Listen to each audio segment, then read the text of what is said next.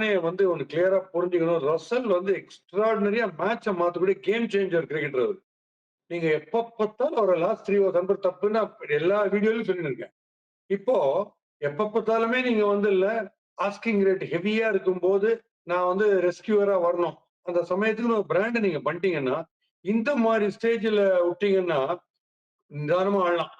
4 two 5 runs per over போறோம். அந்த லெவல்ல இருக்குன்னா 5 ஓவர் இருக்கு. 17 ரன் தான் இருக்கு. இந்த மாரி வந்ததுன்னா, இந்த டைலமா பயங்கரமா வரும். ஒரு மேட்ச் விட்டு இருக்கு. தள்ளி அதனால தான் நீங்க பார்த்தீங்கன்னா, முதல்ல ஒரு 3 பால் டெஸ்ட் மேட்ச் ஆடுற மாரி ஆடுனது. டிஃபென்ஸ். ஏன்னா, இன்னாத்துக்கு அவசரம். பட் இன்னாத்துக்கு அவசரம்ன்ற தாட்ல அவங்களால ஆட முடியாது. அவங்கலாம் ரொம்ப இன்ஸ்டிங்க்டிவா 6 அடிக்கிறவங்க. சோ அந்த கேலிப்சோ ஸ்டைல்ல தான் ஆடணும். இப்ப got in double mind catch 22 situation. Defence ஆடி தள்ளிட்டு சிங்கிளுக்கு போலாமா? இல்ல நம்மள வழக்கமான ஒரு ஷாட்ஸ் அடிச்சு ஒரு 3 6ல முடிச்சிடலாமா? அந்த 3 6ல முடிச்சிடலாம். But regular rhythm every match இருந்துன்னே தான் அது கரெக்ட்டா படும்.